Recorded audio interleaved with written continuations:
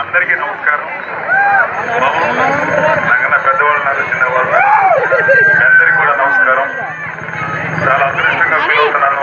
ఈ ఏరియాలో Narsapuram area MP అభ్యర్థిగా పోటీ చేసే అవకాశం మా జనసేనాని మా తమ్ముడు నాకు అవకాశం కల్పించాడు.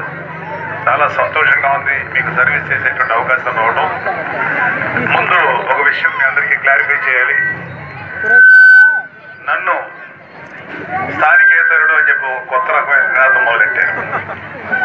నేను వాళ్ళకి ఒకటే చెప్పాలనుకున్నా, ఒరే అవులే నేను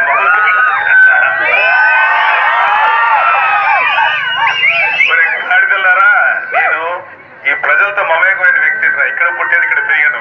మా నాన్న ఉద్యోగరీత్యా ఆ ఊళ్ళు తిరగాల్సి వచ్చింది తప్ప ఈ ఎదవలు, ఈ పనికి మాలిన ఎదవలు, అడ్డ గాడిదలు, సన్నాసులు వీళ్ళందరూ ఇది ఒక ఉద్యమంగా తీసుకున్నారు.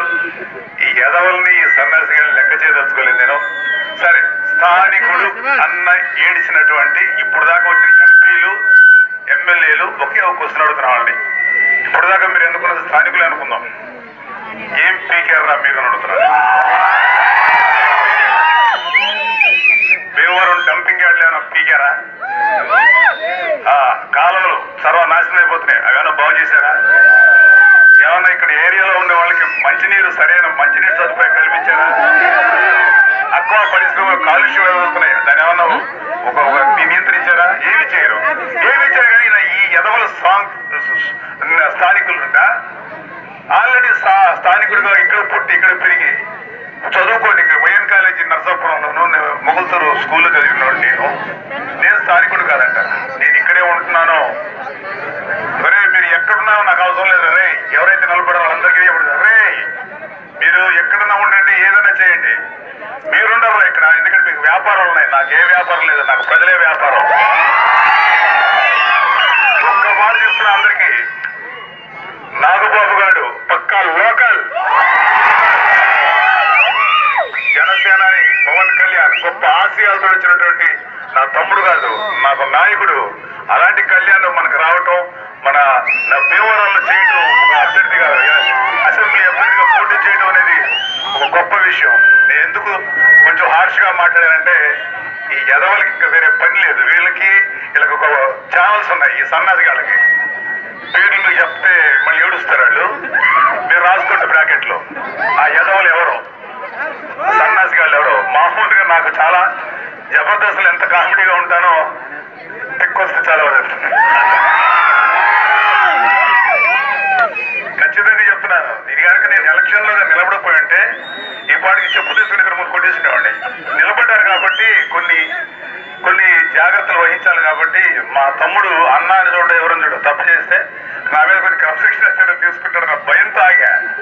లేకపోతే ఈ పాటికి నలుగురు అయిపోయేవాళ్ళు, ఎరగొట్టే చదివేవాళ్ళు ఒక్కటి.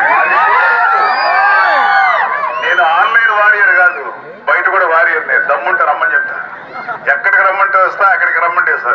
ఎంతమంది 59 ఏళ్ళు వచ్చి ఇంకా లైఫ్ మీద ఆశ లేదు. నా కొడుకు నా కూతురు నేనేం వాళ్ళకి హెల్ప్ చేయలే. వాళ్ళు చదువుకున్నారు, వాళ్ళే ఉద్యోగం, వాళ్ళ వృత్తులు వాళ్ళు చేసుకుని వాళ్ళే పైకి వచ్చారు. నేను వాళ్ళకేం చేయలే.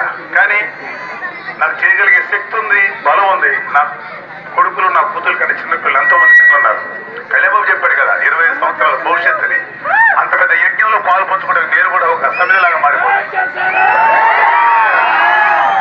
ఈ యుద్ధంలాగే ఫీల్ అవుతున్నా.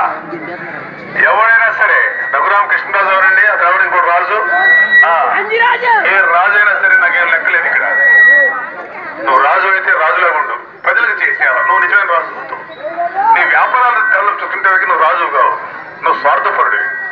రాజు అనేవాడు ప్రజలకి తల్లో 4 తండ్రిలాగా ఉండాలి. నువ్వు తండ్రిలా లేరు. మీరు రాజు ఎవరైతే నిలబడ్డారు ఈ రాజులు ప్రజల్ని కొల్లగొట్టి తీసుకెళ్లిపోయే దుర్మార్గులు వీళ్ళు. సో వీళ్ళ మధ్యకి వీళ్ళకి పోటీకి నేను వచ్చాను. ఖచ్చితంగా మీకు అందరికీ అవైలబిలిటీ ఉంటాను. మాట తప్పను, మాట తప్పని దూరం రాను నేను.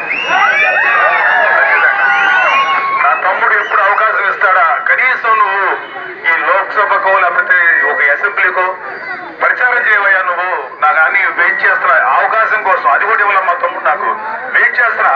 కానీ తీసుకెళ్లి ఒకేసారి అసెంబ్లీ మన పార్లమెంట్ అభ్యర్థిగా నిలబెట్టాడు. మొదట కొంచెం ఒక్క హాఫ్ డే టెన్షన్ పడ్డాను.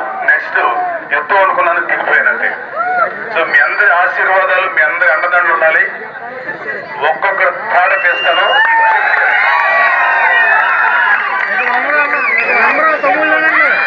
అదే వాళ్ళ పొంద అందరూ కావాల్సిన వాళ్ళే, ఎవరు ఇక్కడ పనేం లేరు. అదే కదా కలిమ ఆలోచన, కులాలు కలిపి ఆలోచన. ఎందుకంటే కులాలు విడదీసేస్తే ఈజీగా దెబ్బ కొట్టి వాళ్ళ పొందు నడుపుకోవచ్చు. కులాలన్నీ కలిసి ఏకమైన రోజున గవర్నమెంట్ మన కాళ్ళ దగ్గరకు వస్తుంది. అది కలిమ ఆలోచన. అది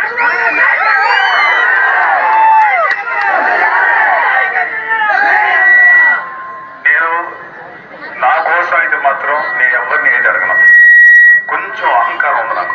నా కోసం కొంచెం 10 రూపాయలు అడగలేదు, ఆకలితో పడుకుంటాను, లేకపోతే తినకుండా ఊరుకుంటాను. కానీ ఎవరి కోసం అన్నా, అంటే ఫర్ ఎగ్జాంపుల్ మీకోసం అనుకోండి, ఎవరి కాళ్ళైనా పట్టుకుంటాను. అది కాళ్ళు కలిగి నెత్తిమీదలు కూడా నా పని చెప్పాలంతే. ఒకవేళ చేయలేదనుకోండి పీక పట్టుకుంటాను. ఆ ధైర్యం పడుతుంది నాకు. ఏదైనా చేయగలను. ఇంతకన్నా ప్రేమించేవాళ్ళు, ఇంతకన్నా ఆప్యాయత అనురాగాలు చూపించేవాళ్ళు మీకోసం కాకపోతే ఎవరి కోసం చేయాలి? మన నియోజకవర్గాన్ని మనం బాగు చేసుకోవాలి, మన ఏరియాను మనం బాగు చేసుకోవాలి. ఇదే చెప్తున్నాను బాబు.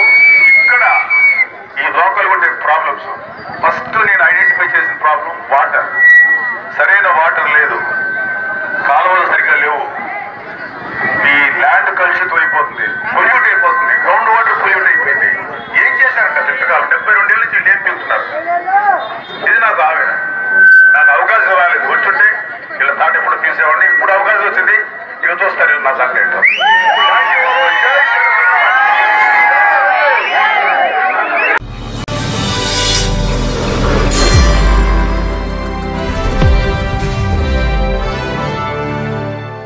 ఇప్పుడు మీరు చూసిన ఈ వీడియో మీకు నిజమనిపిస్తే లైక్ చేసి మీ ఫ్రెండ్స్తో షేర్ చేయండి. మరిన్ని నిజాలను తెలుసుకోవడం కోసం మా నిజం ఛానల్ని సబ్స్క్రైబ్ చేయండి. అలాగే బెల్ ఐకాన్ని క్లిక్ చేయడం మాత్రం మర్చిపోకండి.